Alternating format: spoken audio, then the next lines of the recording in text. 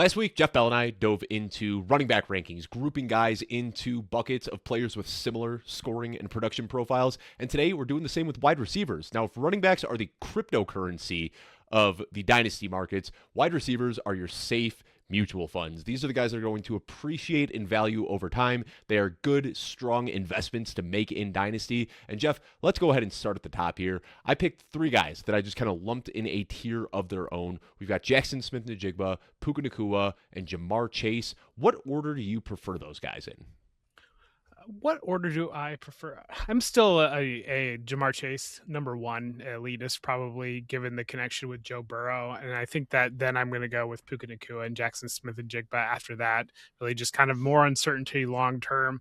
We were talking pre-show about how things quickly change in Dynasty, but right now you've got Joe Burrow and Jamar Chase. We know that connection well established. I'm still going to go with Jamar Chase. So I think that's pretty fair, and I actually set it in a different order than I have it. I actually have Puka Nacua as my wide receiver one. Over the last 3 years, averaging more points per game than any other wide receiver in the league. Of course, the injuries have been a pretty constant theme in his career, and I don't want to get like too hung up on injuries, but his injuries, they don't seem fluky. It's because of how he plays. Like, he is just reckless abandon on the football field, and that does lend or lead to injuries, I should say. But let's talk about this tier a little bit, because last year, like, it would have just been blasphemous to have your top three anybody besides Jamar Chase, Justin Jefferson, CeeDee Lamb. So, like, things are changing kind of quickly here. We see CeeDee Lamb coming off an injury plague season. We see Justin Jefferson coming off of a season where he just could not get on the same page with J.J. McCarthy. Meanwhile, Puka Nacua finally gets like a third season that we feel really good about. Jackson Smith-Njigba has his big breakout. Is there anybody that you could see maybe next year that we're talking about inside this elite tier that we aren't talking about today? That we're not talking about today. If he's healthy, if he turns into a healthy year, Malik Neighbors is there for me in that elite tier. But we're now 2 years down, and neither have been a healthy year. He's coming off a very significant injury, and there might be questions about him starting the season. So that is the guy to me that if he were to put it all together, given what we've seen, because it has been on par with what Puka Nacua has done when healthy, and so we've seen Malik Neighbors get there. If he were to put it together, that would be the guy for me. So before we go into this next year, I just want to, real quickly, these aren't flat rankings. And Jeff and I, we had this discussion a lot last week, kind of talking about this. This is kind of a different way to imagine dynasty rankings. We're going to talk about the rankings inside every tier, but these are buckets of players that are similar age, similar scoring production. We even have some like injuries that are tying some of these players together. So the next one we're going to talk about, this isn't necessarily the 4, 5, 6 in dynasty rankings, but these are the guys who are the almost elites, like very, very young players that we've seen a lot of promising signs from. So in this group, Jeff, I have Malik Neighbors, who we just talked about, Drake London, who has just been a target monster since coming into the NFL. And then this might be a surprising one, but I have Tedero McMillan as well, who coming off of a high-end wide receiver 2 season, but all of the underlying peripheral metrics, his ability to draw targets, catch the ball, score touchdowns, that was all good. So, these guys right here, would you maybe try to tier up or down? Like, what are you doing if you have some of these guys on your team? Or if you don't have them, like, what are good ways to go about acquiring them? Because I don't want to say that anybody is like a very, very safe bet, but I think these guys have pretty insulated value. There's almost no chance that these guys are losing value over the next couple of seasons. I mean, buy them when they're injured. So right now, Malik Neighbors, if we get closer into camp, if we start to get into the season, and it looks like Malik Neighbors might start on the pup, or Mike has any kind of negative injury news around him, that's where you should look on to acquire on him. I mean, Drake London had a buy window last year, because I know I ended up with Drake London in some cases, and that really is where it comes into it. Is some people that might be a little bit more short-term thinking, or people that might be trying to contend, trying to push towards winning that year in Dynasty, just buy these guys when that happens. Or Tedero McMillan comes in with a lot of good positive vibes, good positive feelings around Tedero McMillan breaking out in year 2. But if he starts slow, if Bryce Young looks like there's any regression at all, we do see pretty severe reactions to small sample sizes like that. And we shouldn't. I mean, this is a long game that we're playing here in Dynasty. So you and I, we've been talking about it all off season, like acquiring Malik Neighbors. Yeah, he's coming off of the ACL. He might not be ready for week one, but still just 22 years old. Like the hope is that Malik Neighbors is going to be a wide receiver one for the next 8 to 10 years. So yeah, if you're not getting it week one this season or week four this season, that's fine. Like the hope is that this guy can be one of those elite prospects down the road. And I think that's why you're buying low here. Now let's go to this next bucket, Jeff. And this one might have some surprising names in here, but I think these guys are a lot closer in value than a lot of dynasty managers are treating them. I lumped this one in. I grouped them as the elite 27-year-old producers. Almost all these guys are getting drafted at or near the top 12 in redraft leagues this year. They are all going into their age 27 seasons, and all of them have pretty desirable draft capital. T. Higgins was a round 2 guy. Nico Collins was a round 3 guy. But for the most part, these are guys who were drafted early in the NFL, have checked the boxes we want to see. The only knock we'd have on their profiles is at 27 years old, they are getting close to the top of that age curve. But in this group, we've got Justin Jefferson, CeeDee Lamb, Amon-Ra St. Brown, 4th round pick, I should mention, also doesn't have the great draft capital there, Nico Collins, T. Higgins, and Devonta Smith. Jeff, do you think people are going to have a reaction to hearing Justin Jefferson and CeeDee Lamb lumped in with the same guys like T. Higgins and Devonta Smith that I just mentioned?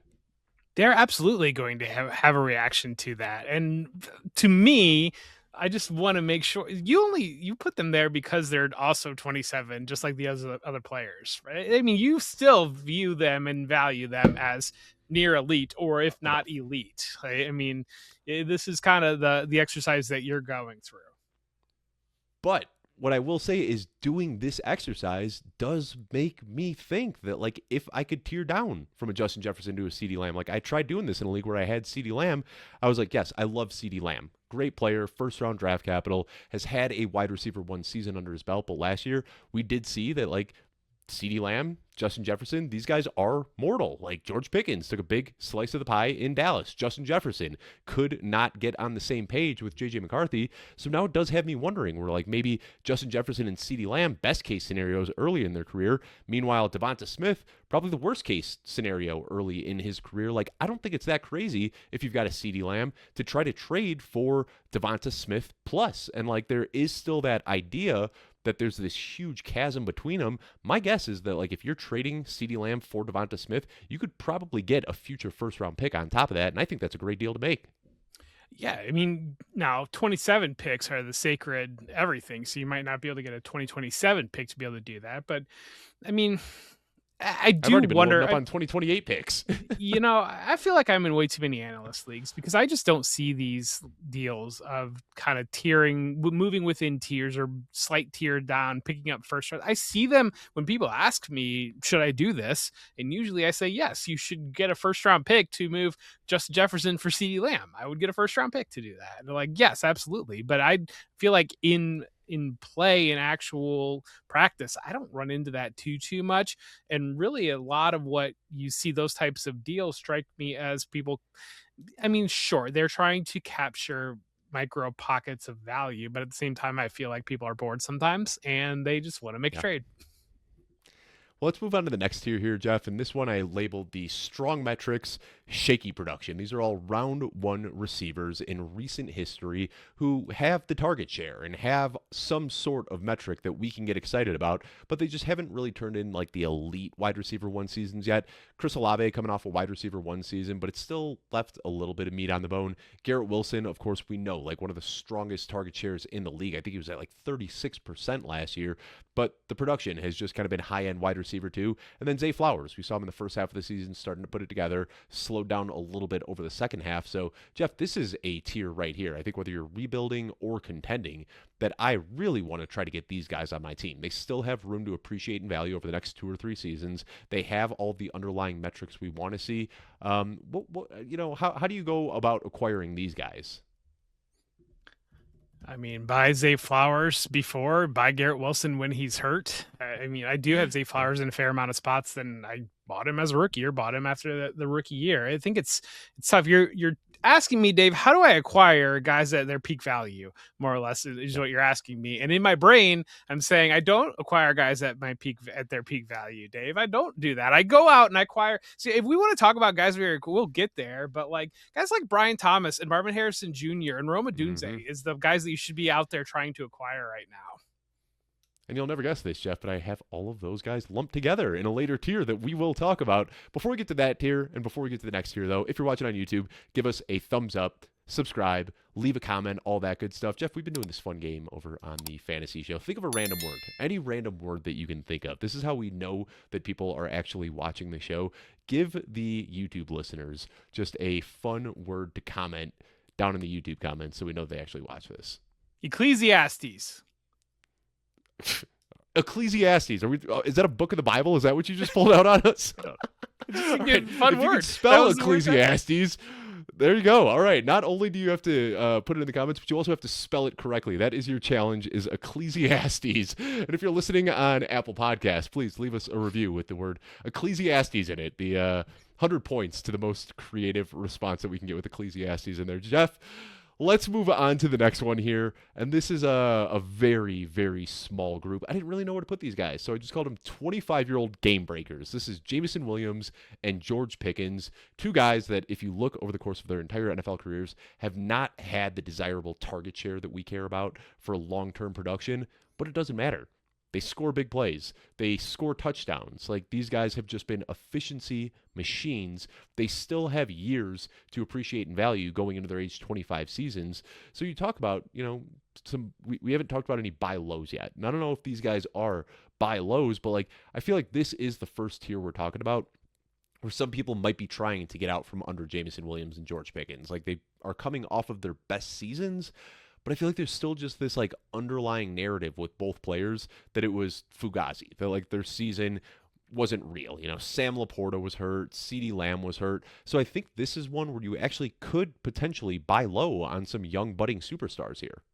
I mean, again, George Pickens, buy him last year. That was when the buy low was. I do think you're getting people that are looking to sell him at a peak value right now.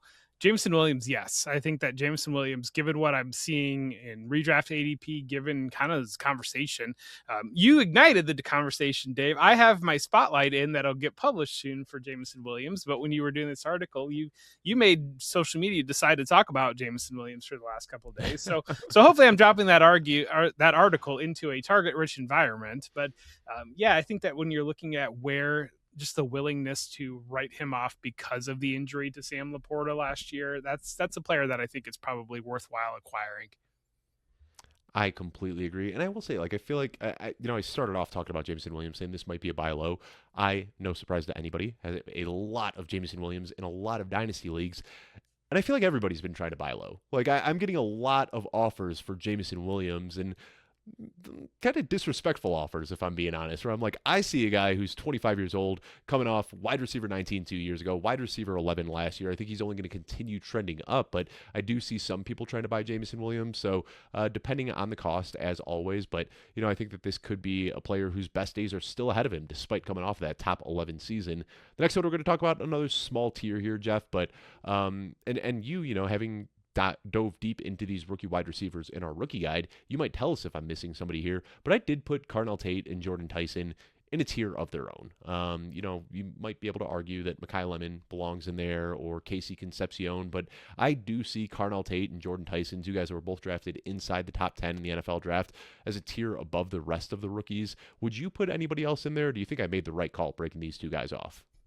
I think that you made the right call. We saw them both drafted where they were drafted, top 8 picks relative to Mekhi Lemon lasting to pick 20. I mean, Mekhi Lemon would be the one to have the conversation about, but I have significant questions about what this Eagles offense is going to look like. I think it's asking a lot of Mekhi Lemon to, like, hypothetically, you're out there playing Madden. You might think that you can plug him into AJ Brown's spot. I think when it comes to actual practical football, it's either looking at a slot heavy role that the Eagles haven't traditionally run within their offense, offense or it's him showing major development. So I think you're seeing here with Carnell Tate being the natural number one receiver for Cam Ward. And then you're also having Jordan Tyson landing in, we talk about the Eagles offense, Kellen Moore offense that we know has supported Mm-hmm. two receivers. So I think Jordan Tyson there is in an offense that can support him as well. And I'm perfectly fine breaking these two off and leaving Mekhi Lemon into a different tier. So on to the next tier here. We've been doing some small tiers lately, and this one's even smaller. This is a guy that's in a tier by himself. And Jeff, you can look at some of the other tiers that I named here and let me know if Rashee Rice belongs in another one. But he is just so hard to rank because, obviously, as a part of this Chiefs offense, he is an elite fantasy producer. Like, he is fifth in scoring per game among every wide receiver dating back to the start of the 2024 season. Of course, the context there is he played 8 games 2 years ago. He played 8 games last year. He played 4 games the year before. So we're looking at a very small sample size here. But kind of since the second half of his rookie season, he has just been unstoppable in fantasy football. But we also know that it's kind of a gadgety role, right? Like, he kind of works as an extension of the run game, a very low ADOT. A lot of what he does is after the catch. So I do wonder with a guy like Rashee Rice, how does he do without Patrick Mahomes? How does he do if he ends up on a team besides the Chiefs at some point in his career? And that's why I do have Rashee Rice more reserved for contenders. I think if you're out here right now rebuilding, I don't know if you want to invest in a guy like Rashee Rice because I don't know if his value can really go up from here. I feel like it's just going to kind of stay flat or go down. I can see how you arrived at Rashee Rice being in his own I mean, he's not 27, so that knocks him out of the tier of 27-year-olds that you made. He's not 25, so that knocks him out of the tier of 25. He's not a rookie, so he knocks him out of that role. And then at some point, you're just sitting here saying, I mean, Rashee Rice probably shouldn't be on the board anymore. I've got to figure out somewhere to put him. Well, he's just going to go by himself. I get where you got here, Dave. So, I mean, he probably, not technically 27, but if you had to lump him in somewhere, he's probably in that Nico Collins, T. Higgins, Devonta Smith sort of thing. But those guys, I feel like they're pretty situation agnostic. Like, if we got news right now that T. Higgins was traded to X team, it wouldn't really change his value all that much. Like, T. Higgins, we still feel good about him. We feel good about Devonta Smith regardless where he is. Like, Garrett Wilson, if he goes to a different team, we're probably feeling better about that than he is in New York, where I feel like if the situation changes for Rashee Rice, this does feel like we're investing more in the offense and the environment than we are the player itself. And I think that's the thing for me. Like, in Dynasty, I want to invest in players that I truly believe in, and I just don't have that long-term belief in Rashee Rice. And I didn't even talk about the whole knucklehead factor of it, that this guy seems to be getting in trouble every single offseason, that is another layer to his Dynasty value that makes me not want to fully buy in.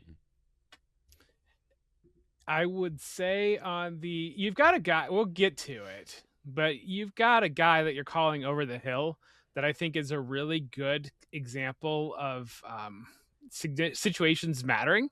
I think DK Metcalf is a very good example of situations mattering because he's 28. He's just I mean, he could have been in the 27 tier, but he's 28 now. Halfway through the year last year, he was a top 10 receiver in fantasy production, kind of fell off towards the end of last year. He's left for dead. You've got him as washed at 28 years old. And I think 2 or 3 years ago, DK Metcalf was viewed as a top 5 dynasty wide receiver. So I think that is a player that really kind of proves the point of, I don't know that anybody is situational agnostic when it comes down to it, because we've seen in the past some other receivers. Justin Jefferson just last year. Yeah, Justin Jefferson last year is 1 touchdown and doesn't produce. And Justin Jefferson was widely viewed as the most skilled receiver in the NFL prior to that year, and now it's like everybody's ready to leave him for dead as 1 down year.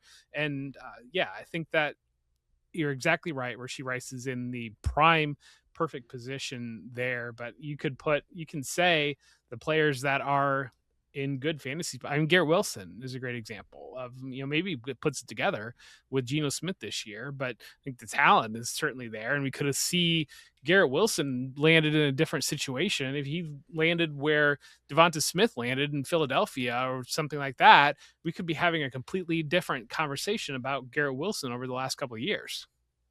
And on the flip side, Chris Olave, I feel, is the reason why you do go out and buy these players who are giving the good, strong underlying metrics, because Chris Olave's first few years in the league we knew he was a good player. The film was good, the underlying metrics were good, but the production just wasn't there. And then he gets like a semblance of good quarterback play for one season and then breaks out as a wide receiver one. So that's why you want to bet on these good profiles because, situations change, but that talent does tend to stick long term. And that's a perfect segue into the next tier that I want to talk about. And these are guys that I'm willing to just buy high on, Jeff. Ladd McConkey, Emeka Egbuka, Luther Burden. These guys were all drafted pretty high. I mean, Luther Burden didn't get that round one draft capital, but it was drafted early in round two. These guys all did enough over their first couple of years that we felt good about them.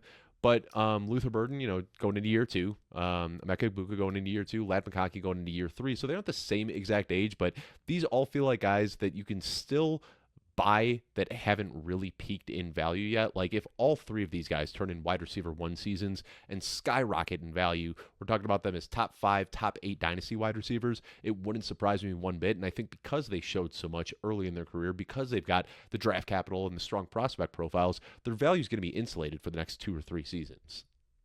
Yeah, and it is worth mentioning that Emeka Egbuka definitely, but Ladd McConkey too to some level. These guys were hurt last year, and we saw Emeka Egbuka started fantastic. He had that injury that looked like it was going to keep him out for multiple weeks. And then he was that surprise active player for the Lions game, and from that moment on, that Monday night game against the Lions, he just wasn't involved. You could tell that he was stuffing it out basically to be on the field. And I do think that we really do not accurately capture that just because the guy's on the field doesn't mean he's actually on the field. It becomes a decoy, he's really doing his best, and the team recognizes it and recognizes they can't feature him in the same ways that they have in the past. McConkey worked through an injury that he picked up in the preseason, so he kind of started slow off of that, never really got rolling. And Burden was hurt to start training camp. Yeah, and Burden, I mean, Burden's the next big thing, but you really crack it down. He had 2 good games basically at the end of the year, and he had really good underlying metrics. He's in a Ben Johnson offense. He's kind of being aggressively projected to be the Amon-Ra St. Brown, and so there's a lot going on in terms of just projection with Luther Burden relative to what he hasn't shown as much as the other 2 receivers that you're talking about here in this tier. And then I think the other added layer, all of the guys in this tier are all in situations where there was a veteran that was bringing in a lot of targets that's now out of the picture. Keenan Allen is gone from Los Angeles. Mike Evans is gone from Tampa Bay, and DJ Moore is gone from Chicago. So that also gives these players better situations in 2026 where they could be more featured parts of their offense. So like I said, these guys aren't coming cheap, but these are all guys that I am happy to buy high on, whether I'm contending or rebuilding. And then this next one we talked about, Jeff, you kind of lumped together on your own at the top of the show, just vibing through some guys that should be lumped together. I added a 4th guy into this tier, but you talk about Marvin Harrison Jr., Rome Odunze, Brian Thomas Jr. I put Ricky Pearsall in here as well, and I labeled this tier our year 3 breakouts still a thing, because we used to love a good year 3 breakout. Now, 2 disappointing seasons from a good prospect, and dynasty managers just leave these guys dead in the water. So this is one where I don't even think you're buying high here. These are all potential buy lows. These are good players, and they all also, Jeff, something that we talk about a lot on this show, they are big-bodied receivers that we know have a flatter learning curve coming into the NFL. We see these small, twitched-up guys can come out week 1 and immediately produce. These big-bodied guys do take a little bit longer to acclimate, so year 3 breakouts for all of these players are very much so in play. Again, Rome Odunze was hurt the middle of last year, but I know that there's some concerning things out of his rookie year. Marvin Harrison Jr., I think that there was, and Brian Thomas Jr., I think is both the same kind of story on both of those players. That Brian Thomas Jr. obviously exploded as a rookie, was one of the very, very best rookie producers, and then just had a down year. You could tell that both of these players, it's the mental side of the game for both of them, that the dealing with pressure, the dealing with the expectations, dealing with just looks that they've never seen before. Situations matter. And I think that both of these players have worked through some injuries, worked through some other things that have caused them to be in this area of the field, area of the rankings where we're having significant questions about them. I'm still buying. And I think that we talk about the players that to acquire. You ask me when is the right time to buy Rashee Rice? Right time to buy Rashee Rice is when he is in the news because he drove his car recklessly, and you go buy him in Dynasty. The right time to buy Drake London is when they have Desmond Ritter at quarterback and he is not they're not able to throw a forward pass because we get these little moments. And especially now, I think you've got people that they are living so hard in that social media moment that they can't even see what's coming in a week from now, that creates these windows. And this is a prime example here of guys that we have seen. Brian Thomas Jr. be a difference making football player at the NFL level. We know he is an elite level athlete.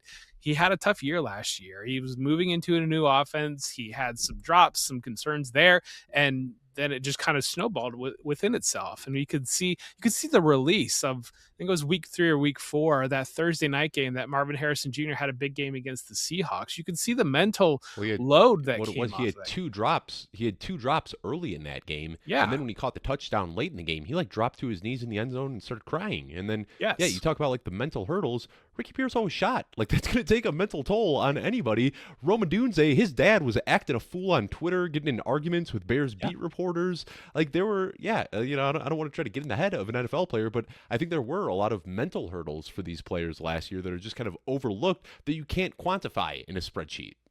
Yeah, and that's where a lot of it comes down to, of just understanding the human side of it, and understanding the development, and the understanding. Talk about the curse of expectations, about like Marvin Harrison Jr. is supposed to be the greatest receiver prospect to ever come into the NFL, and like now we're ready to just write him off completely after, and his rookie year wasn't even that bad. It's like that Ashton Jensey's a similar level of like his rookie year wasn't even that bad, especially relative to situation. But because expectations were so incredulous that they're just impossible to deliver on those. Let's go ahead and move to the next one here, Jeff, and this is a cluster of rookies. I talked about Carnell Tate, Jordan Tyson kind of separating themselves, and then I see these like mid to late round 1 picks and a handful of guys on round 2 that I lumped together here. So I've got Mekhi Lemon, Casey Concepcion, Omar Cooper, DeJon Stribling, and Denzel Boston. Is there anybody else? Chris Brazzell was the one I was kind of on the fence with. Is there anybody else that you think should probably be in this bucket here? This is kind of similar to what we were talking about with the running backs last week, where there's just like an arbitrary line that you need to draw somewhere in there. These are the guys that I am like trying to go out and acquire, and then some of the other round 2, round 3 guys we'll get to a little bit later in the show. I just don't have quite as much faith in. Yeah, I think that Denzel Boston's a guy that I feel like I'm not really, especially fantasy production, even probably Stribling. I would probably be more comfortable if you put them into the other rookie tier, I think. But Fair. It's, to me, it really comes down to Mekhi Lemon. I like really struggled to group Mekhi Lemon in with DeJon Stribling and mini Denzel tier by Boston. himself inside. He kind of is a little bit, but no, that's where I feel like I'm landing. And Stribling's a player that I liked quite a bit. I liked definitely above consensus, but even I was floored where he went off the board.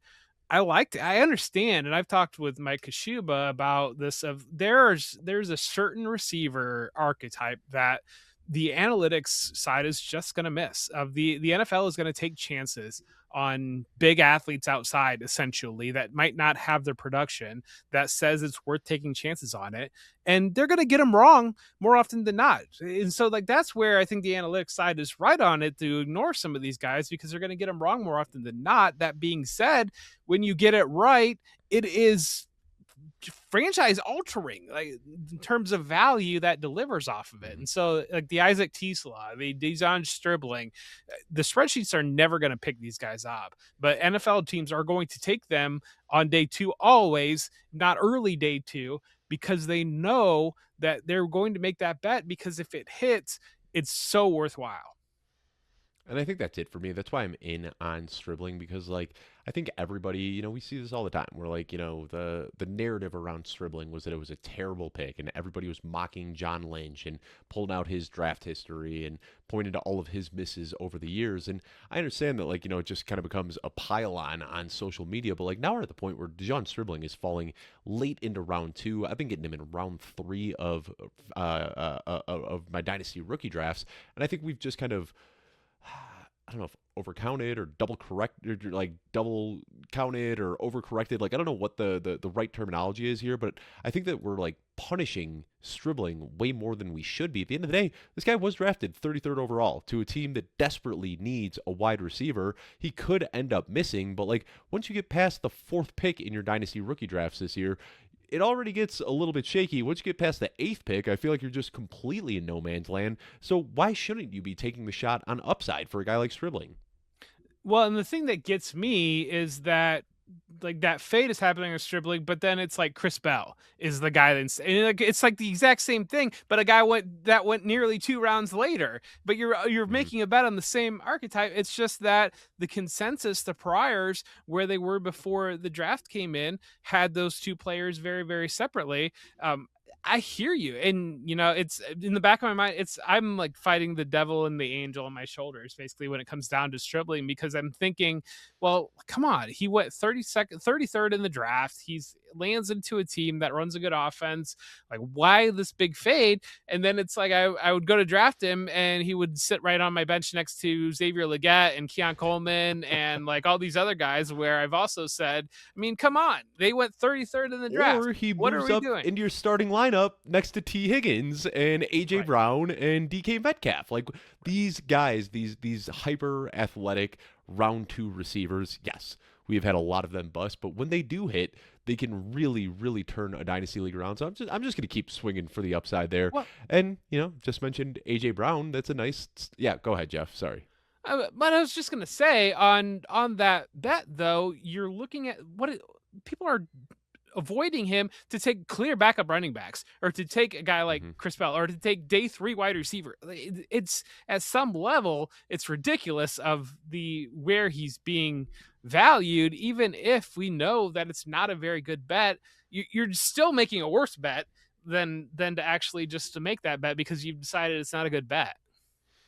My whole kind of just like general overarching philosophy on this rookie draft is not to judge anybody for any picks that they make 111 or beyond. I think you can go anywhere. Like if you want to say that Drew Aller should be going at the top of round two, I'm not going to tell you you're wrong. If you think that Nick Singleton should be going there, sure, go for it. If you think it's Eli Stowers, if you think it is Dejon Stribling, like whoever you want to take at the kind of back end of round one, top of round two, if you don't think that player's getting back to you, just take him. I really think that this is just like a pick your flavors type of draft class.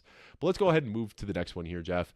Prime vets on new teams, and this is a shockingly big tier. Like we see a lot of guys right now that are in their athletic and productive primes that are now on new teams. I just got ahead of the news. I've got AJ Brown here. We're all kind of working under the assumption that he will be a Patriot this year. I also have DJ Moore now with the Buffalo Bills, Jalen Waddle with the Denver Broncos, Wan'Dale Robinson. He's kind of the asterisk here, right? Like he's still in a Brian Dable offense, but now with Tennessee instead of the Giants. And then Michael Pittman with the Pittsburgh Steelers.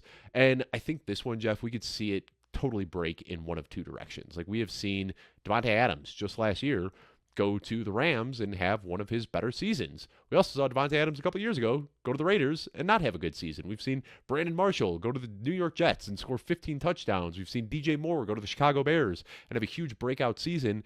But we've also seen guys go to new teams and not really find their footing. So looking at this tier, like who do you think is best suited to thrive and who do you think might struggle in their new situations? I mean, AJ Brown's the layup to say that AJ Brown's landing with Drake May, and especially if the team wants to give him the ball basically and become AJ Brown again. I do think that the consensus is way too off DJ Moore. I don't really understand. DJ Moore is a fascinating one, and he kept popping up as I was writing this Jameson Williams spotlight. DJ Moore kind of kept popping up because it was a little bit of the same thing with Jameson Williams, where DJ Moore definitely had some down weeks last year, and he was down at the midpoint point of the season, he kind of finished pretty strong in fantasy. He was a lot better than I think people realized last year in fantasy, and especially he very much like Jameson Williams had the down first half of the year when everybody was paying attention, picked it up over the second half of the year when nobody's paying attention. And so I think that that's a player that landing in Buffalo with Josh Allen and really answering a need for the Bills. I mean, I love that. Obviously everybody can see the poster behind me, or you listen to the show, that Jeff is going in on the Bills guy. But at the same time, I do think that DJ Moore was a lot better last year than what people are recognizing. I mean, Waddle's interesting in terms of if you start to kind of piece together maybe that role in Denver, and you start to look at what was Troy Franklin was doing, what Pat Bryant was doing, Denzel Mims, you start to kind of basically build into what the Jalen Waddle role might potentially be. And there's a lot there for Waddle should Bo Nix be healthy. And I even like Wan'Dale Robinson. I think that there's a lot of Wan'Dale Robinson to do right away. Michael Pittman's probably the one that I'm a little bit more off on. I just don't know that I really want to invest heavily in that Pittsburgh Steelers offense so much. And really, if I am going to invest in that offense, I already mentioned DK Metcalf, I'd much rather make the bet on DK Metcalf given his relative ADP and relative value than Michael Pittman. So I just want to, two things I want to say. First of all, you said A.J. Brown is a layup, and I think that's definitely, how most people feel, but there also is the downside here that just doesn't really get talked about all that much. Like the Eagles have wanted to move on from A.J. Brown, what seems like pretty aggressively, and he did, end up finishing as a top 10 wide receiver last year, but it wasn't pretty. It was a lot of touchdowns. There was a lot of off-field complaining and whatnot. I mean, he, to me, just like didn't look like himself. It felt like they were kind of forcing him the ball to keep him happy. But I don't know. I don't know if it was that preseason quad injury was just hanging around all year or what. But I think that we do see these aging receivers, these big-bodied aging receivers. Teams from outside the organization will aggressively target them, and then they show up to camp and they aren't the player that they thought they were getting. Maybe this is me just like, Kenny Golladay 2.0, just like kind of worried about that situation that happened. But do you think that there is that potential here that like A.J. Brown, and I'm not saying that this is how I feel, I'm just kind of playing devil's advocate here because you called it a layup. Like, do you think that we could potentially be on like A.J. Brown over the hill alert? It's sure bigger receivers do tend to hit the wall. You think about Julio Jones. It felt like Julio Jones was just going to keep rolling, and then it was over before we even realized what happened. I think Allen when Robinson you're looking is another at one that comes to mind, like five straight wide receiver Allen Robinson and then just out of the league. But I think it was a pretty significant injury that played into that for Allen Robinson. That's the thing of like you start to get into, and that's where I probably give some credence to maybe the quad of the preseason of working through that. To me, A.J. Brown feels a lot like Terrell Owens. It just feels like one of those things of he is going to speak his mind. He is going to, and at some level, he's going to question coaching. And to be fair, we all were questioning the Eagles coaching last year. Every single one of us was questioning Kevin Patullo. Kevin Patullo is not making those decisions anymore. So kind of fair to question the coaching. We've all questioned Jalen Hurts in terms of Jalen Hurts' involvement in the passing game and upside in the passing game. So these things that I do think it's A.J. Brown's probably got a point about like a lot of this. And so I think that's where, but at the same time, he's going to come in just like Terrell Owens, and maybe that year one is going to be very, very kumbaya. Year 2, year 3, year 4, you're starting to say, what are we doing here? We don't really know if we want this to be a team leader on this. And I think A.J. Brown, I don't mean to paint, he's definitely not like the Antonio Brown tree of diva wide receivers. I think that A.J. Brown is a very thoughtful person who's not going to be afraid to speak his mind in terms of he's not. I don't expect A.J. Brown to be in the club with Rashee Rice and popping up and like they were racing on the freeway type stories. I think that A.J. Brown is going to be thoughtful about a situation, but he's going to tell you what he thinks, and that can get grating over some time. And so I think there's a lot more of that. I think that if A.J. Brown were completely happy, and Philadelphia would be perfectly fine just continuing rolling with him.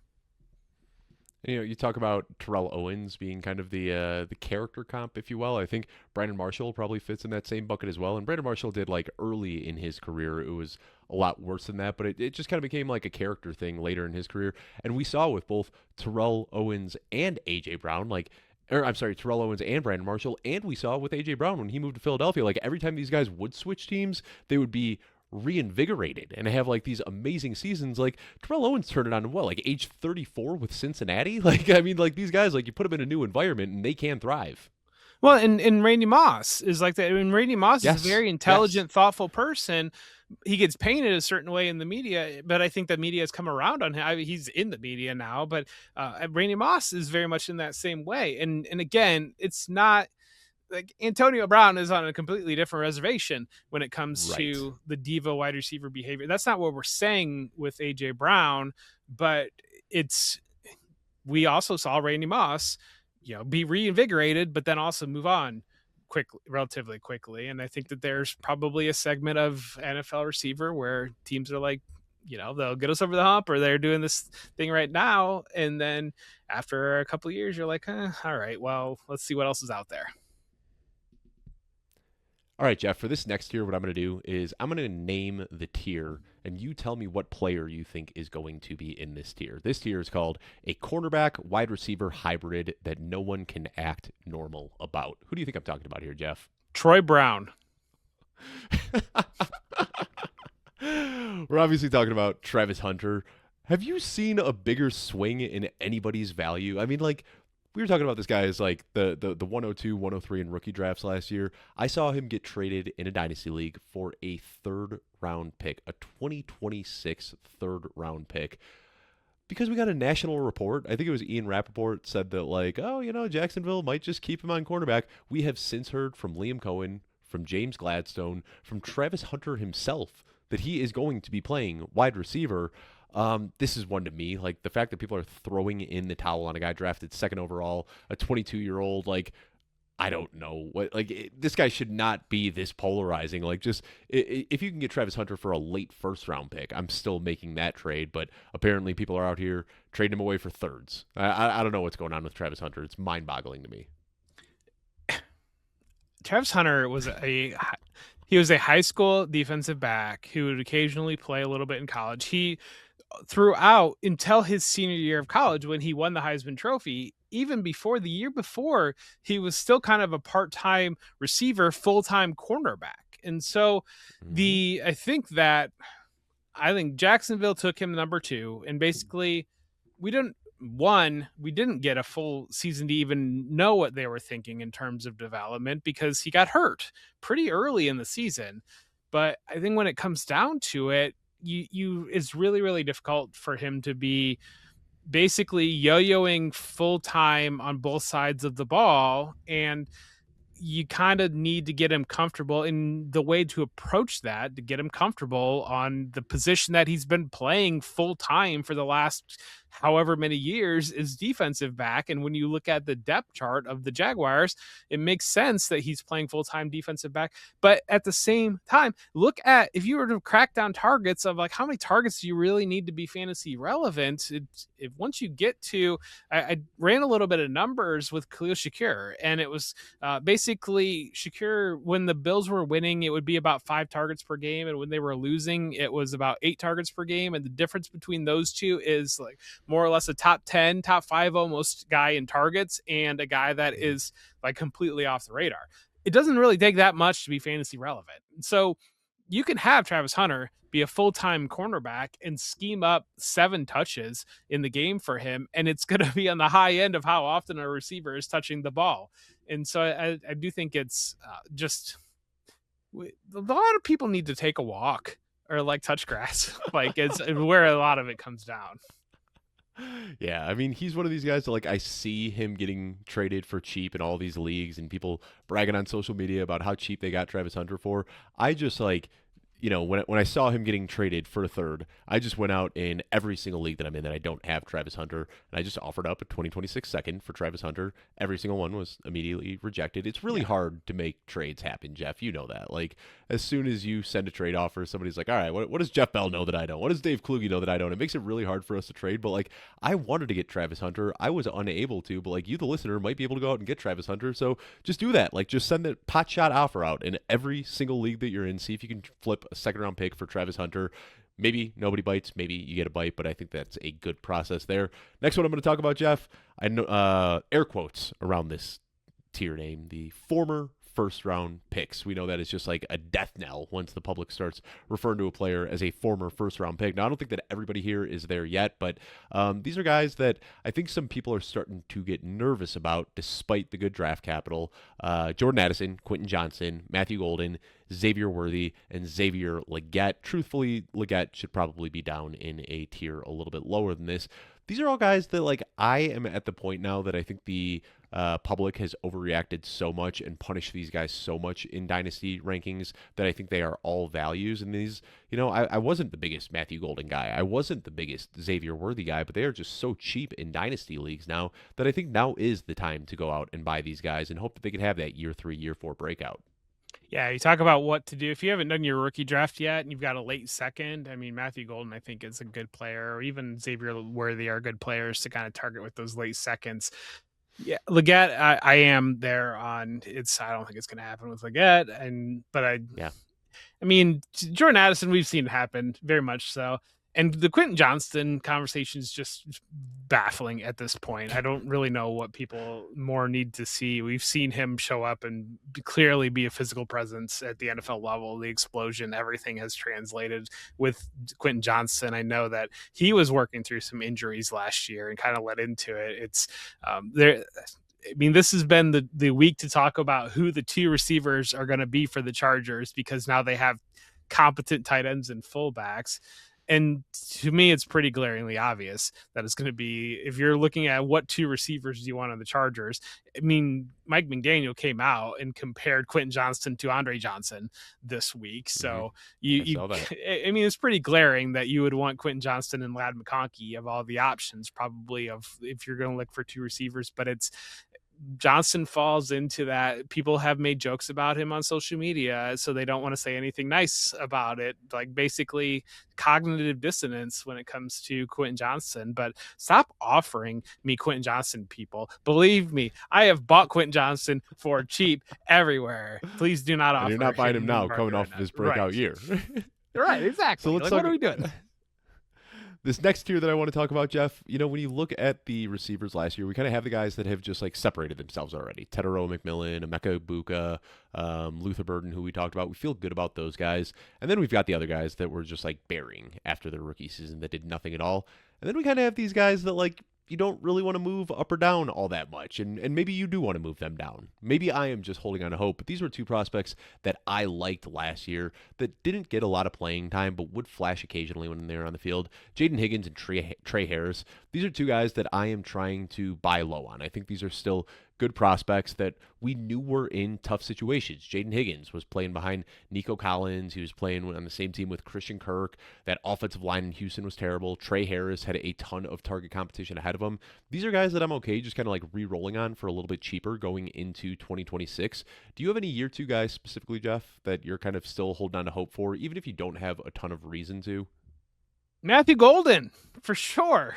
All right. I mean, there you go. Yeah. I mean, I think that otherwise, other than that, I'm moving down to look at the rest of your list. I mean, I like Pat Bryant, but then they went out and kind of nuked that Traded with Jalen Waddle. Yeah. Kyle Williams, I think, is still interesting. I think Kyle Williams and Matthew Golden are a little bit of the same conversation on, they played a lot, but they didn't get the ball. So we don't like them in fantasy. But then I know I ran some numbers at the midpoint of last year when everybody was talking about Luther Burden's yards per route run, that guys like Alec Pierce, guys like George Pickens, guys like Jackson Smith and Jigba played an awful lot as rookies and didn't touch the ball much as rookies and had horrible yards per route runs as rookies, but they were on the Mm-hmm. field. They learned how to play within the offensive scheme and structure that they were playing in. And then all of a sudden, they started to get the ball, and all of a sudden they were big time fantasy contributors. So I think for me, looking at players, if you're looking for under the radar year 2 players, it's guys like Golden or guys like Kyle Williams that were on the field that they just weren't overly schemed into the offense, because that they'll start to get schemed in the offense. The ones that I'm more concerned about are guys that just couldn't find their way onto the field. Or I know there's been some talk about Jack Besh, but like Jack Besh couldn't really even crack the lineup with the Raiders. Or everybody seems to be in on Isaac Tisla. He's flashed some moments, but I think you're ultimately kind of just looking at the next, maybe like Josh Reynolds or like Tim Patrick within that Lions offense with Tisla. So looking for some of these guys that, again, like a Golden that has played a lot but has not gotten the ball, which I think Jaden Higgins kind of lands there, and Trey Harris. I didn't get a chance to talk about it earlier, but we've talked about Keenan Allen, or talked around Keenan Allen a couple times. I think Keenan Allen is, especially through the middle of last year, was started to play with that fork in his back. I think Keenan Allen is kind of done, and Trey Harris kind of definitely cracked into there. I know that they really loved Trey Harris's blocking for the receiver position, and Yep. Keenan Allen really slowed down the second half of last year. We know he's unsigned now. I would not be surprised to see him end up back with the Chargers, but I would be very surprised if we see anywhere near the fantasy relevance we got early last year. I think that Keenan Allen, he was like a 20% snap share player late in the league. Like he was yeah, kind of like the on-field wide receiver coach. Like he was telling the young guys what to do, and then he'd go out there on third down, catch a ball, and like just hobble back to the sideline. And then he had a very incentive-laden contract, and week 18 was the only time that he was super involved in the offense, because his contract was full of incentives, and they basically tried to get him some money in week 18. Other than that, he already lost the job to Trey Harris, and that was as the third receiver. So let's talk about this next tier, Jeff, and this is one of the most interesting tiers here, I think. These guys aren't the super young guys. You know, everybody wants to buy those 21, 22, 23-year-olds. These guys aren't quite there, but they're also still on the correct side of the age curve, and they are all quickly approaching their prime. I talked about like that huge cluster we had up top of all those 27-year-olds. Like that is the prime years for wide receivers. All of these guys are going to be hitting that within the next 2 or 3 seasons, and there's varying levels of value here. But I've got Alec Pierce, Christian Watson, Jaden Reed, Josh Downs, Khalil Shakir, and Michael Wilson.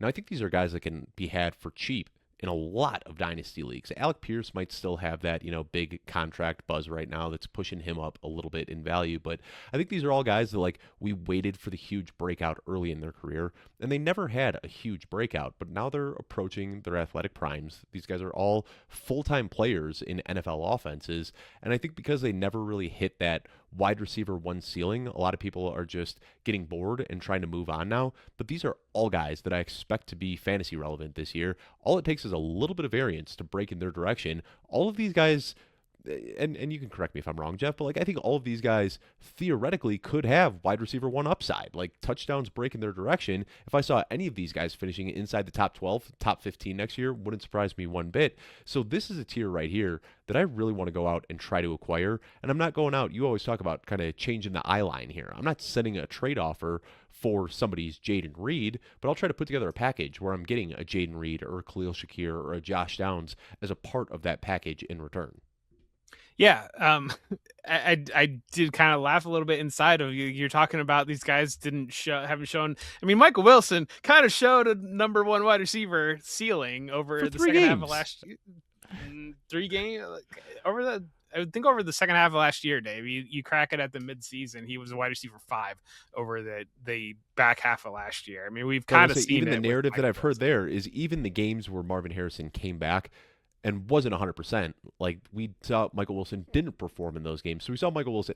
I don't want to take away from what he did. Like he was fantastic. I think he finished as a top 15 wide receiver on the season, but like just on fire down the stretch. But if you look at those splits when Marvin Harrison Jr. was out there, he wasn't doing much of anything at all. So I think that's why a lot of people are trying to just like sell Michael Wilson now, because it does look like, the same reason people are trying to sell Jameson Williams, like saying that it only came because of injuries. Yeah, buy Michael Wilson from me because it only became because of injuries. Like, I mean, sure, I've played fantasy long enough. I've seen that game before. I mean, it wasn't really real. You should be selling him. Also, buy him from me. But okay. So let's talk. Is there anybody else you want to talk about in this one, Jeff? I think this is one where like I am trying to buy all of these guys, and it's just as simple as that. Pierce, Watson, Reed, Downs, Shakir, Wilson. I think all of these guys are going to have better production than their current dynasty value, and because they are still on the right side of the age curve, these guys can have a good season, appreciate in value, and whether you just hold them for the next couple of years and reap that production or flip them next offseason for more than they're worth now, I think this is just kind of a sneaky tier of buys here. But let's talk about this next one here, Jeff. Well, I do want to talk about some of these other guys, though, real quick, because let's talk about them. Alec Pierce is a very fun player, and I've liked Alec Pierce quite a bit, like coming out, and I'm happy that but we have seen this play out where the guy gets the massive deal and we're kind of not quite sure. And then now he's dealing with a significant injury. And this usually doesn't work out when long term for we've seen this thing before. I think Shakir is really interesting because there's a big fade on Shakir now that they've gotten DJ Moore. But if you were to really look at what the Bills last year, the Bills had one player capable of playing the slot. They had Kluge. Other than that, they did not have a single player on their roster capable of playing the slot. Now they have three receivers between DJ Moore, Kluge, and having Skylar Bell capable of playing the slot. And so if you look at what the usage was for Shakir when they were trailing or when they were in games like that, they would feature him heavily when they were trailing. And then in other games, he would just completely disappear. And there would be so many times where Shakir would have like 5 for 70 at the half, and you're like, oh, it's going to happen today. And then he would have 1 for 8 in the second half because they would just run the ball and they would say, we can't get Shakir hurt in this game. I think Shakir, now that they have an offense that has the depth, but also they can feature him more. They can feature him and DJ Moore in companionship more, and have Joe Brady used to do a lot of like stack 3 receiver sets, those types of things. They can run a lot of that stuff with Shakir and with DJ Moore. And I think that, and then also having Skylar Bell kind of as the backup, I think that there's a lot to like about Shakir this year. And especially probably the number one thing to like is the value that you can get on him right now. I mean, we saw like it was very much so a 1-2 punch in Carolina with DJ Moore and Curtis Samuel. I mean, Khalil Shakir can do a lot of things Curtis Samuel can do, and now they've got DJ Moore there. Like, I see a very similar offense. Like, Joe Brady's just trying to run it back. And even that year when he was fired from Carolina, I don't think he should have been fired. Like, he was the kind of silver lining in the offense that year, but he also was the scapegoat when things weren't going well, and he was just the first to get the axe. But, yeah, I have a lot of faith in Joe Brady, and I like this offense that they're putting together there.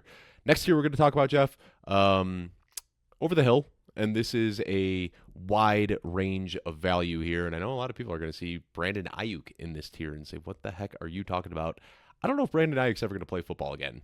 I don't know if you've seen his recent Instagram pictures and posts and whatnot. He has put on a lot of weight. He seems to be enjoying the swaths of money that he got from the San Francisco 49ers, and doesn't look like a player who is itching to get back on a football field anytime soon. I also put DK Metcalf in here. You know, we saw him trending down a little bit over the second half of the season, just not in a great offense right now. I don't think that he's over the hill, but what I said was at best atop it. You know, these are all guys that are trending down at this point in their careers. Also, Terry McLaurin, Devontae Adams, Chris Godwin, Cortland Sutton, Mike Evans, Stephon Diggs, Deebo Samuel, Tyreek Hill, Calvin Ridley, Cooper Kupp. So looking at the bottom of this tier, like Cooper Kupp, Calvin Ridley, probably off the fantasy radar.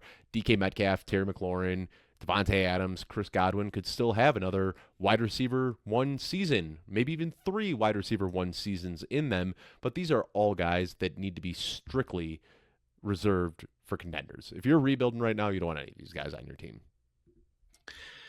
Well, I mean, you can always flip them. And I think a guy like Chris Godwin, the value, I think if you're can go out and grab the value, or what's going on with. I think Cortland Sutton's fast. I think all these guys are very, very fascinating. I think Cortland Sutton's fascinating because it seems to be a big consensus fade and kind of way back seat to Jalen Waddle, but you can. I don't feel like Cortland Sutton's role gets diminished at all with Jalen Waddle. It's all just kind of the secondary pieces that they were using. Waddle takes that over. I mean, Diggs looked very, very good for portions last year. Maybe I'm just scarred by that Bills game, but he came back way better than I think what anybody expected. I think this is a really, really interesting tier. I'm with you on Ayuk. He seems to me that either he is completely lost it or he's just actively trying to get cut as much as he possibly can, trying to get cut so that he can go to Washington. That it also that feels one like is, the 49ers are like spite holding him at this Yes. point. Like they don't want to let him go. Like it's just this weird standoff between Ayuk and the organization. Yeah, exactly. It 100% feels like that, of basically like more the 49ers know he's not going to play for the 49ers again. Like at some level, they probably want to see what he's willing to give up in order for them to release them. They're probably annoyed that they weren't able to get any value for it. But at the same time, if he's not going to play ball, if he's not going to give up a significant portion of money, I mean, hold him until last cut day, basically, because if it's that spiteful, then you don't want to release him now and give him a full offseason to go to a team that is in your conference. I mean, let him get released September 11th if that's what you have to do. But I think that's to me. And then I think out of all of this, the one that's most Tyreek Hill I think is so fascinating. Because is he just done? Is Tyreek Hill just done? Because it wasn't that long ago, like less than 18 months ago in the calendar, basically we were wondering if Tyreek Hill could hit 2,000 yards in a season, and now he's done. He like completely done. I don't know. I mean, this is another character guy that we've always known, and teams were willing to put up with it when he was really good. I saw that man's leg fold like 90 degrees in the wrong direction last year. And then, there's the legal issues on top of that. And Tyreek Hill, too, like so much of his value comes from his athleticism. So now, what is he? I don't know off the top of my head. I want to say he's 31 years old, I believe. I mean, he's definitely getting up there. And he's 32 years old at this point. So if we're looking at a season where he's going to have to recover this year, like I don't think he's going to be 100%. We see these dislocated knees. Like we'll talk about Tank Dell a little bit later in the show, but like that is one of the few injuries that still really scares me. We've seen ACLs, Achilles. These are all kind of routine recoveries at this point. Those dislocated knees can often be career enders. So for a 32-year-old who really speed is his calling card, like let's say it takes him some time to get up to speed this year, then we're going to hope that he can rewind the clock in his age 33 season. I do understand the theoretical upside here, but it's just not a bet that I want to make. But like for free? Sure, I mean, yeah.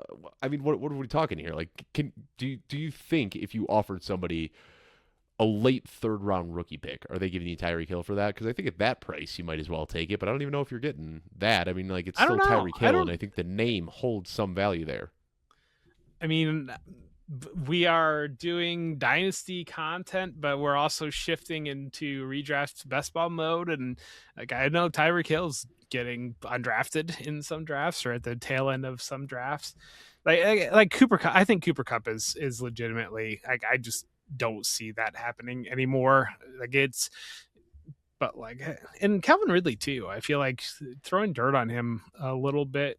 I don't know. Some of these guys, like one of these guys, I feel like at the back end of here is going to be, we're going to be talking about him in week 7 and saying, wow, that was free. And that's what I wrote in my article is like, yes, all of these guys could rewind the clock. It is very much, it's possible that it could happen that these guys could, but it's just not a bet that I really want to make.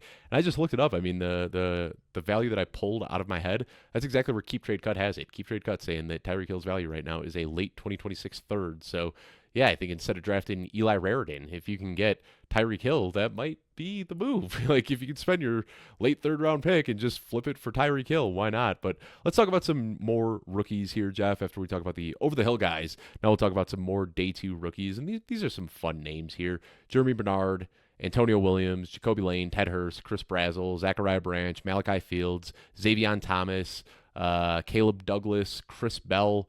these are all guys that, fit the mold of what we want to see for a day two guy who could potentially break out.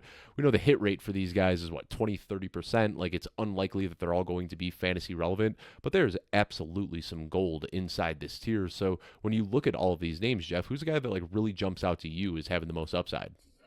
I mean, everybody's there on Antonio Williams and Jeremy Bernard right now, and I think it's easy to probably just easiest to philosophy like slot them into what they're going to do out of all this group. I mean, I know Brazel's probably going to have to earn it as a downfield threat that takes the top off of opposite Tetero McMillan and opposite Jalen Coker. Branch needs to show that he can actually play wide receiver, but there's opportunity there for him in Atlanta. Ted Hurst, it sounds like. And can I say real quick, I just want to say on Branch, we talked pre-draft, and I said that my favorite ideal fit for Branch would be Atlanta because both of the top receivers in Atlanta, Kyle Pitts and Drake London, do work primarily downfield. So, like, Branch can kind of do exactly what he did at Georgia, which is just feast on these underneath little targets. Like, he can kind of be a Wan'Dale Robinson type of player in this offense. Like, if there's one team that I had to pick for Branch to potentially break out on, I think Atlanta is kind of the perfect fit for him, especially if Tua Tagovailoa is going to be the quarterback there and he is that short field release target. We could end up be looking at a sneaky amount of volume going to Zachariah Branch. Yeah. I think Fields is interesting. I think people are too low on Fields. Caleb Douglas, to me, you talk about people being too low on Caleb Douglas. It's the same conversation as John Stribling. It just, the consensus board was wrong on these guys where the teams are going to bet on them. But Caleb Douglas, I mean, it's like everybody's like, well, Chris Bell, he might be a 4-3 guy. Caleb Douglas is a 4-3 guy that would before Chris Bell, and he is a mover. He's got good size. He was a starter as a true freshman on a Florida team with Ricky Pearsall, had an injury, ended up at Texas Tech. Then he was the first receiver that the Dolphins took, but it's like nobody wants to recognize or take a chance on that. I think Caleb Douglas is interesting, and it's that argument. It reminds me a lot of the Titans last year on kind of the Chris Bell being the Alec Eomanor of the conversation, and Caleb Douglas kind of being the Chimere DK of the conversation. And while it didn't really happen too much on offense, we know that DK came out and broke records in terms of being one of the best return guys as a rookie in NFL history. And then Xavier Thomas is probably a little bit interesting just in terms of landing with Ben Johnson, having that speed, especially if you're in a return yards league. Xavier Thomas, I think they're already talking about him as a running back. That is kind of the hope, is that he'll be taking snaps at running back.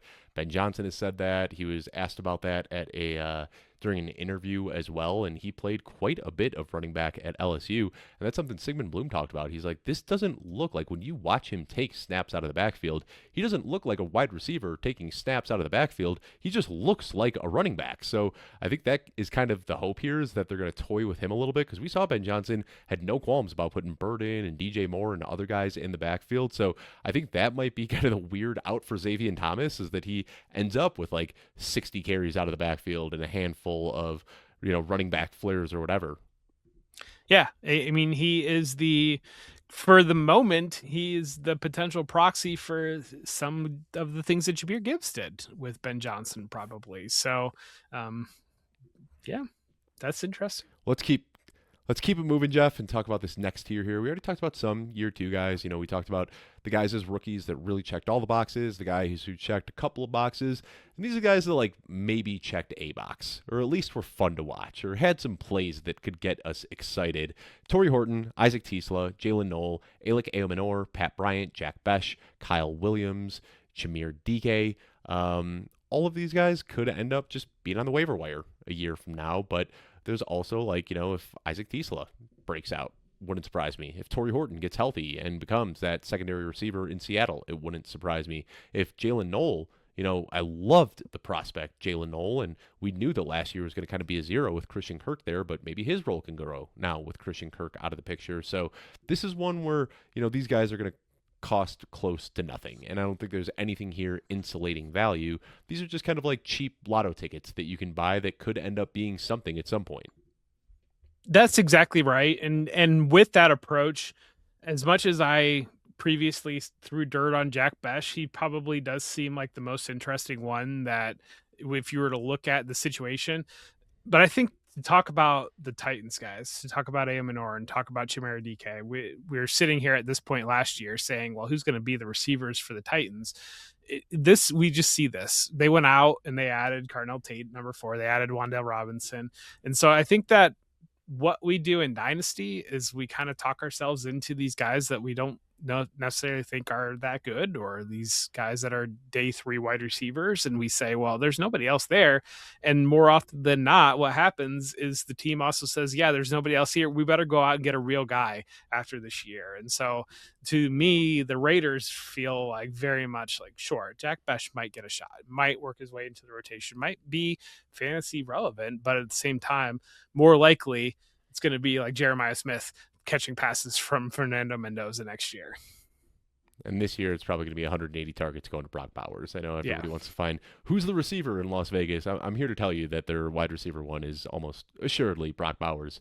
Let's go to the next one, Jeff, and we'll start moving through these a little bit quicker. These are guys who I think could gain value. Like, they aren't the youngest guys in the world. These aren't your typical guys that you're reaching out for and hoping to acquire and hope that they can gain value. But these are guys that, like, I think even if you're rebuilding, are still sneaky targets, because these are guys that immediately can come out week 1 and everybody can say, wow, these guys are a lot more involved in their offenses than I expected them to be. Romeo Doubs, Jalen Coker, Adonai Mitchell, Kayshon Boutte, Parker Washington, Trey Tucker, Keon Coleman, Jalen McMillan, Troy Franklin, and Ryan Flournoy. Now, none of these guys are 28, 29, 30 years old. These are all guys who are at or approaching the age apex here, but I think this is kind of a sneaky buy tier as well, and not just for contenders. I think rebuilding or contending, you can go out and try to target these guys for cheap.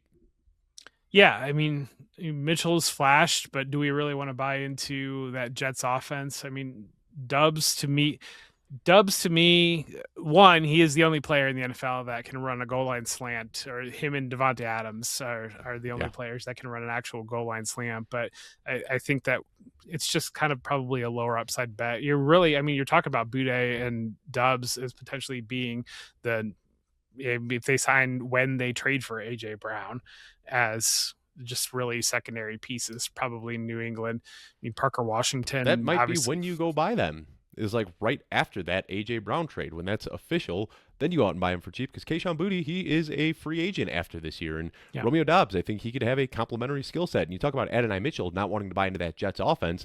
I think that is the common theme that most people will have when they think about Adonai Mitchell, but he also is a free agent after this year, and I'd be much more excited about him if he lands somewhere where he has a path to relevance. So, you talk about some of the reasons to devalue these players, and while I will agree with you, also for taking a multi-year look at these guys, these short-term situations that we aren't crazy about could quickly flip going into 2027. Oh, they absolutely do, and they always do. And I think this is a really interesting tier of players. And you talk about who to buy cheap in Dynasty. Like this is the tier. I mean, you called it, could gain value quickly. All these guys within this tier do have the potential path to gaining value. And I mean, as we've already told the jokes about Keon Coleman, so even if he would be the next Quentin Johnston, that if Keon Coleman were out and do things, nobody's buy into it. You'd still have a buy window probably with Keon Coleman, and then my guy Ryan Flournoy sitting down here as solidifying himself as the wide receiver 3 in Dallas. That something were to happen with George Pickens, it could be the Ryan Flournoy. You're saying the wide receiver 3. We could be looking at a week 1 wide receiver 2, whether it's a trade or a holdout, and that's something where Flournoy, I think, is off the radar for a lot of dynasty managers right now. But my goodness, like, if something does happen to Pickens, Flournoy, we saw the upside on any given week last year. Next one I have, I might rewrite this title before I publish the article because it comes off as a little disrespectful. I call this one "They Are What They Are." And this is, again, kind of a wide dearth of players here, but Jacoby Myers, Jerry Jeudy, Jawan Jennings, Rashid Shaheed, Rashad Bateman, Christian Kirk, Marquise Brown, Darnell Mooney, Demario Douglas. These are all guys that I think at one point there was hope that these guys would take this massive step forward and, become players that we can build our dynasty rosters around, and it didn't happen. Now, that doesn't mean that these aren't good players. They are going to be on NFL fields. They are guys that you can put in your flex spot every now and then if you need to, but I think the hope that these guys would ever skyrocket in value, I think we can kind of put that to rest at this point.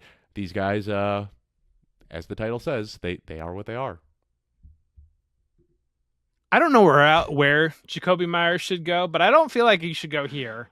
But So that Jacoby Myers, if he was 2 years younger, I'd feel a lot better about him. I mean, that's really all it comes down to. I mean, and all he's done in 2 years when he was 2 years younger was be a solid wide receiver 2 in fantasy like every year. And don't get me wrong, I've been drafting the heck out of Jacoby Myers in my best ball leagues, but we got to face the reality here. Like he's a 30-year-old wide receiver. I think he is what he is, Jeff. Like he is a very good wide receiver too, and occasionally will give you a wide receiver 1 week, and occasionally gives you a wide receiver 3 week.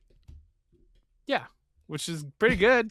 Like I mean, like he's valued out here, but no, I think it's like Juwan Jennings. I think is a fascinating football signing, like real football signing. I've talked about that with landing in Minnesota. Perfect complementary skill set, but it's probably not the best. It's definitely not. I think there was hope out there that Juwan Jennings was going to be the Dolphins' leading receiver, or I don't know what people were hoping for, but there's definitely that one's more. Now real he's going to be blocking for T.J. Hawkinson. Yeah. Yeah, and to me, I think Shaheed is a more of an interesting real football conversation as well than actual fantasy football. He had definitely had his glimpses, but I think we've pretty much seen what Seattle's going to utilize him for. I don't know that there's like an explosion waiting to happen within that Seattle offense now losing Kubiak. And once you start to move off him, I think Bateman is underrated in terms of everybody's ready for these late third round, early fourth round rookies to overtake Bateman, and I think Bateman's been a pretty solid receiver. But then once you get into the Hollywood Brown, you'll never guess I'm Mario drafting a lot of Bateman in best ball too. Yeah. I'm kind of giving it up now for Hollywood Brown or Mario Douglas to be kind of that happened there. Next one, we've got another guy in a tier of his own, Tank Dell. We talked about with Tyreek Hill a little bit earlier. These dislocated knees are tricky injuries to come back from, and I just don't know where to put Tank Dell. I mean, this guy, he was like a wide receiver 1 his rookie season, and then had a very disappointing year 2 that ended in a season-ending injury. We hope he's going to play this year, but we aren't even 100% certain that he is going to play this year. And these players, when you miss an extended period of time, that age just flies by. And he was already an older prospect coming in. Now all of a sudden, Tank Dell, 2 years removed from football, entering his age 27 season, we're starting to get some buzz for Tank Dell again. But I don't know, this is one to me, I am rooting for him. Nothing would make me happier than to see Tank Dell rewind the clock and look like the player he was 3 years ago. But I just do not get the warm and fuzzies. I don't want that. I don't want him on my Dynasty rosters. I don't want him on my best ball rosters. I am just going to let other people deal with Tank Dell. Dave, this show has made me feel very old because we was talking about these guys that, we were talking pre-show about when we really started to play Dynasty or when we started making content, those types of things. And CeeDee Lamb was the young guy. And now he's we're well, I mean, he's already 27. And it's geez, Jeff, your prime is well past. Why is Jeff Bell even here anymore? He's already older than 27. Yeah, you would probably fit in the I don't know, what was the atop the age curve here. That's, I think we're both something there at this I point. I don't know. Break glass in case of emergency is where I'm going to be fitting here very soon. And we will get to that tier in just a minute. But before then, day 3 rookies worth a shot. Jeff, this is we've said the term interesting tier probably 100 times on this show. If anybody's keeping track at home, let us know in the comments how many times we have said interesting tier. But this is an interesting tier, Jeff. I mean, the hit rate for these guys is 1%, but boy, when a day 3 wide receiver hits, they hit. You got Puka Nacua, Tyreek Hill, Antonio Brown, Stephon Diggs, and then you've got 1,000 guys that you have just completely forgotten about. So in this one, we've got Skylar Bell, Bryce Lance, Brennan Thompson, Elijah Surratt, Reggie Virgil, Kendrick Law, Cyrus Allen, Kevin Coleman, Colby Young, Deion Burks, Lewis Bond.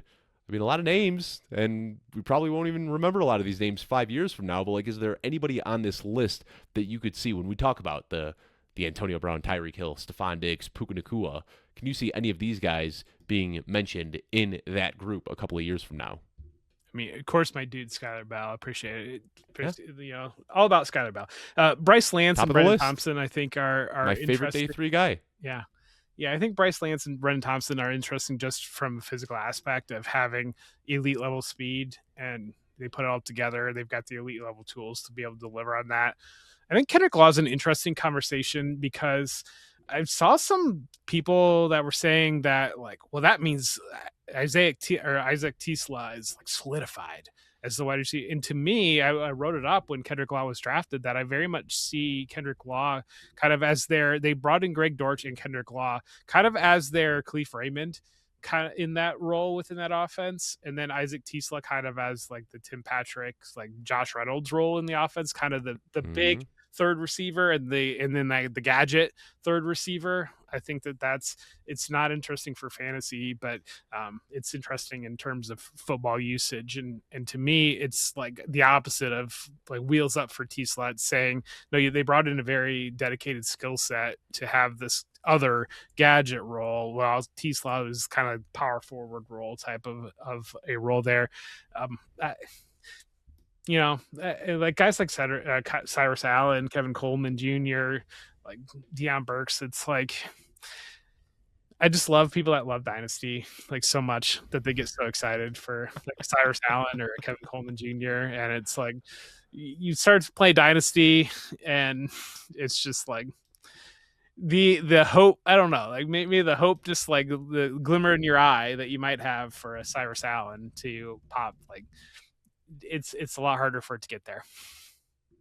So let's talk about the next one, and you alluded to this a little bit earlier, the break glass in case of emergency. These are guys that should probably be rostered, probably mostly on contenders, guys that might have some weekly flex appeal here and there. I'll run through this one quickly. Jalen Naylor, Malik Washington, Marvin Mims Jr., Dontavian Wicks, Andre Yosevich, Cedric Tillman, Tyquan Thornton, Kavontae Turpin, Jahan Dotson, Calvin Austin, John Mechie, and Jalen Tolbert. So I think there are some good names atop this list, like Jalen Naylor.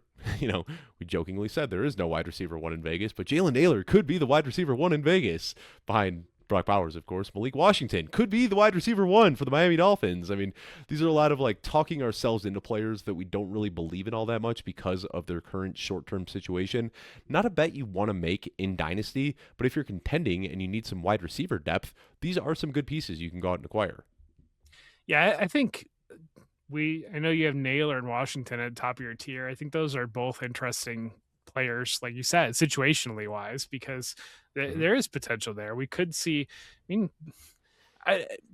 it be shocking if Malik Washington got 90 to 100 catches in a completely broken down like Dolphins offense? He might only get 700 yards off of those catches because they're not utilizing him downfield. But the Wan'Dale Robinson 2024 special. Yeah. Yeah. I mean, it could be there. It's potentially there.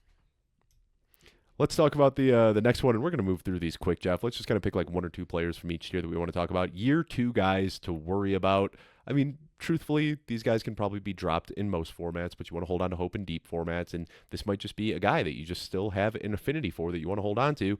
Don't let me stop you from rostering these guys if you want to, but not much promise that we saw from their rookie seasons. Isaiah Bond, Tez Johnson, Jalen Royals, Jalen Lane, Dante Thornton Jr., Kanata Mumfield, Ty Felton, Savion Williams, Keandre Lambert-Smith, Arian Smith, Efton Kism, Xavier Restrepo, and Jimmy Horn. Jeff, is there a single guy in this list that you say, you know what, I still want to keep that guy rostered just in case? Kanata Mumfield. I want to keep him in the Kanata Mumfield rostered because I think he did show flashes last year with the Rams. It is the Rams. It is Sean McVay. But I think that Mumfield, when you look at what the Rams had in their receiver room prior to that, a guy like Jordan Whittington or having the Tutu Atwell, like very role-specific players, whereas Mumfield, I think, was a departure. When they brought in Devontae Adams, they also drafted Kanata Mumfield, and Mumfield can kind of be, I know that Devontae Adams kind of took him under his wing, but I think Mumfield can be that player that can move throughout the offense, because really what they moved away from Cooper Kupp being married to the slot and having to have other receivers around that made that work, into versatility out of their receiver core. And I think Mumfield had shown some really strong flashes as a rookie.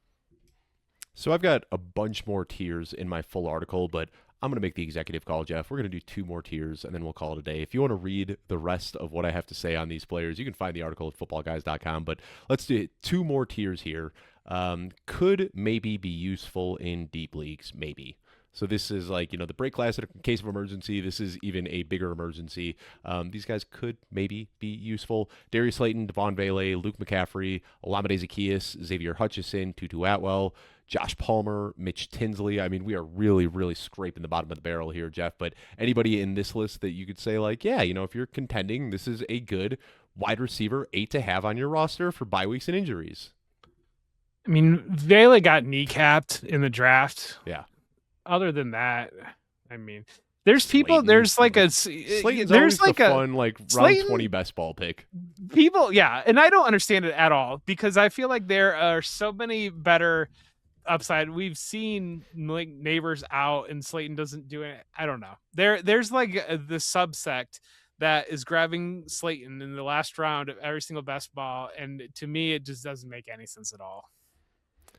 Jeff, I'm looking something up real quickly because I have a hunch. Darius Slayton, he's been in the league for a while now. He has over 100 career games under his belt. How many times do you think he has eclipsed 100 yards? Like 3. 7. He's got 7 under his belt, last of which came 2 seasons ago. So, yeah, I don't know. Like, there's still people out there pounding the table for Darius Slayton. You won't hear that on this show. And then let's talk about this last one just because we have to talk about this one. Probably retiring soon. You're probably wondering, like, I have, been listening to this show now for an hour and 24 minutes, and you guys haven't talked about DeAndre Hopkins, Adam Thielen, Keenan Allen, Tyler Lockett. Like, yeah, these are guys that were wide receiver 1s, like, just 2-3 seasons ago, but man, the NFL moves fast. Maybe these guys play somewhere this year, but I have a feeling these guys are all just treading towards retirement. We have talked about Keenan Allen. We haven't said a single good thing about Yes. Keenan Allen on this show. My dude, I believe, is what we said about Keenan Allen. My dude, and so imagine like 3 years ago, telling people that we're recording this show and we're gonna have this tier. It's gonna have DeAndre Hopkins. It's gonna have Keenan Allen, even Adam Thielen, Tyler Lockett in it, and the guy that you're putting on top of this tier, my dude, Mac Hollins. And Yeah. I love Mac Hollins. I'm sorry. I mean, yeah, I guess we could put him in like the could maybe be usable in deep leagues. No, but tier. I'm saying, look what Mac Hollins has done. He's leading the tier with DeAndre Hopkins and company. He had himself a couple of nice seasons over the last few years that we felt good about. But like I said, we just went. How many did we go deep here, Jeff? We made it to 151 names. Whew. Well, I go let's even talk, deeper in my article. I do this next tier. I saw somebody tweet yesterday.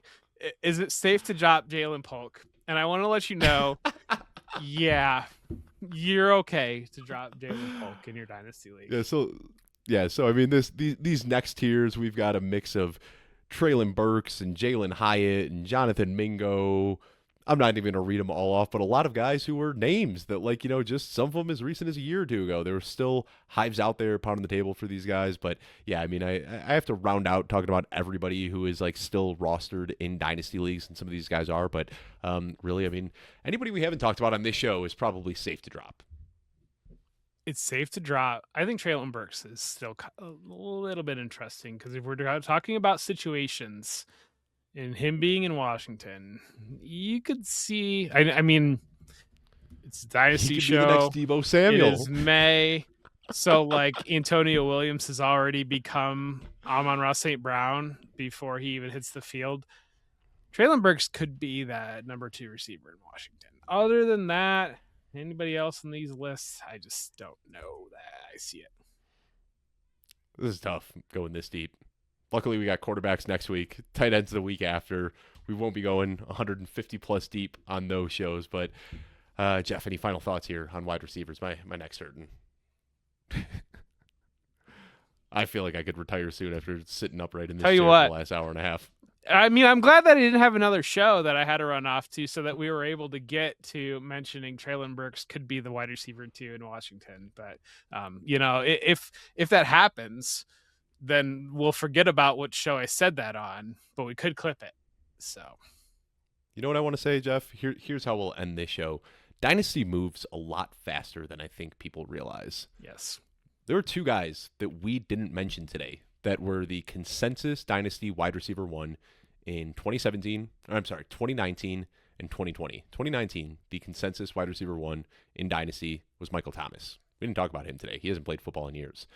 Going into 2020, the consensus wide receiver one in Dynasty, Juju Smith-Schuster, another name that we didn't talk about, is deep down on this list as a guy who is safe to drop. So, you know, we have, like, we talk all the time about, like, you know, projecting years out and all of that. Like, you know, right now, Jamar Chase, yeah, he is the consensus wide receiver one. And I'm not saying to drop Jamar Chase, but, like, it's just crazy to think, Jeff, that right now in 2026, Jamar Chase, the wide receiver one, we could be doing this show 5 years from now. When we're talking now, we say Jamar Chase could still have 10 years of elite production under his belt.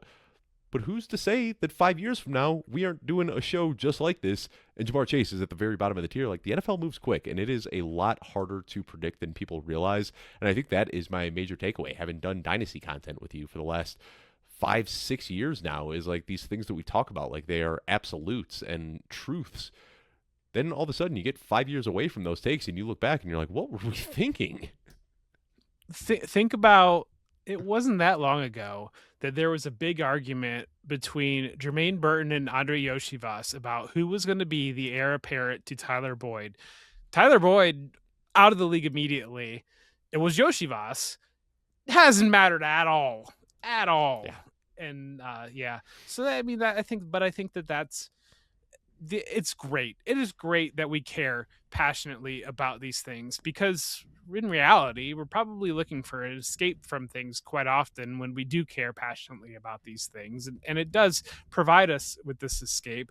Just recognize that it's the escape and don't need to take anything personally, and probably is not going to matter.